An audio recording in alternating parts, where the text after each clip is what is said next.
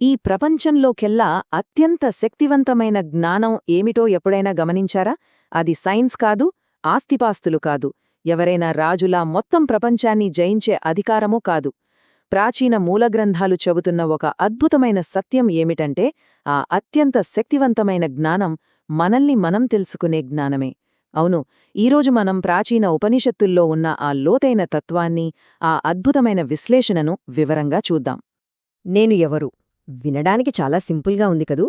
కాని వేల సంవత్సరాల క్రితం ప్రాచీన భారతదేశంలోని ఋషులు అడిగిన అత్యంత ప్రాథమికమైన, అత్యంత ముఖ్యమైన ప్రశ్న ఇదే. నిజం చెప్పాలంటే మానవ చరిత్రనే మార్చేసి ఆ అద్భుతమైన ఉపనిషత్తులు పుట్టడానికి ఖచ్చితమైన పునాది ఈ ఒక్క ప్రశ్నే. అసలు ఈ ఉపనిషద్ అని పదం అర్థం ఎప్పుడైనా గమనించారా? ఇది చాలా అందంగా ఉంటుంది. ఉప అంటే దగ్గరగా, నీ అంటే నిశ్చలంగా, షత్ అంటే కూర్చోడం.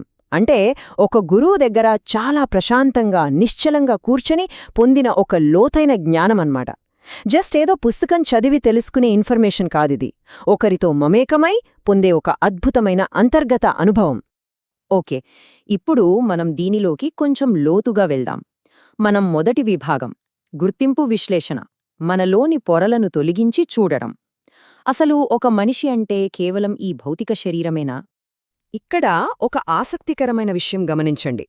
ఎడమవైపున చూస్తే మన భౌతిక దేహం నిరంతరం మారుతూనే ఉంటుంది కదా. చిన్నప్పుడు ఒక రూపం, పెరిగి పెద్దయ్యాక మరో రూపం, ఇలా మొత్తం మారిపోతుంది. కాని కుడివైపున గమనిస్తే నేను ఉన్నాను అనే ఆ కోర్ ఫీలింగ్, ఆ ఉనికి అనే భావన మాత్రం ఎప్పుడూ స్థిరంగా ఉంటుంది. మన ఆకారాలు మారిపోయినా లోపలున్న ఆ నేను అనే ఫీలింగ్ మాత్రం అస్సలు మారదు. సరే, ఒకవేళ భౌతిక శరీరం మన అసలైన గుర్తింపు కాకపోతే మరి మనసే మనమా? ఈ లిస్టు చూడండి. ఆలోచనలు, భావోద్వేగాలు, భయాలు, జ్ఞాపకాలు ఇవన్నీ ఎప్పుడూ ఒకేలా ఉంటాయా? లేదు కదా. ఒక క్షణం ఉన్నట్లు ఇంకో క్షణం ఉండవు. మనసు అనేది నిరంతరం అటూ ఇటూ ఊగిసలాడే ఒక అస్థిరమైన అంశం. ఇక్కడే ఒక అత్యంత లోతైన దార్శనిక ప్రశ్న తలెత్తుతుంది. అదేమిటంటే, మన ఒక ఆలోచనను చూసేది కూడా మరొక ఆలోచనే అయితే అసలు ఆ ఆలోచనను చూస్తున్నది ఎవరు? ఆ నిశ్శబ్దంగా గమనిస్తున్న మూలశక్తి ఏమిటి? దీన్ని బట్టి మన తర్వాతి విభాగంలోకి వెళ్దాం. అదే అంతర్గత సత్యదర్శనం, ఆ గమనిస్తున్న శక్తిని కనుక్కోవడం. ఉపనిషత్తులు చెప్పే ఆ అల్టిమేట్ నిజమేమిటో ఇప్పుడు చూద్దాం.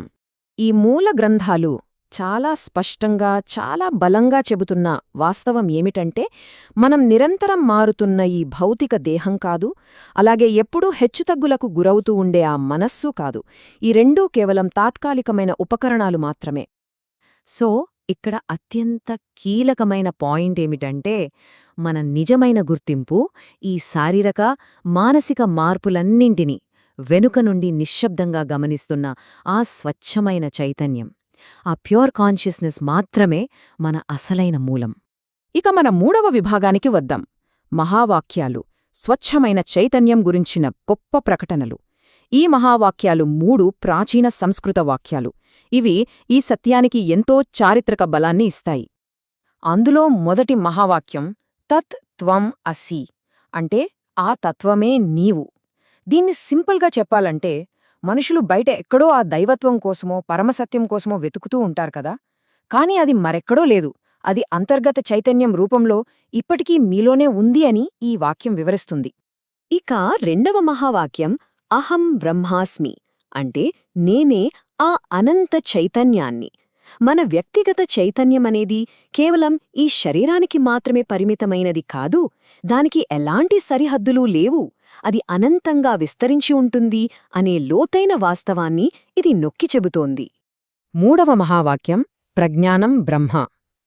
ఇది అద్భుతంగా దేన్ని వివరిస్తుందంటే, కేవలం ఆ స్వచ్ఛమైన ఎరుక లేదా అవేర్నెస్ అనేది ఉందే, ఆ సింపుల్ అవేర్నెస్సే ఈ విశ్వంలో అత్యున్నతమైన సత్యం.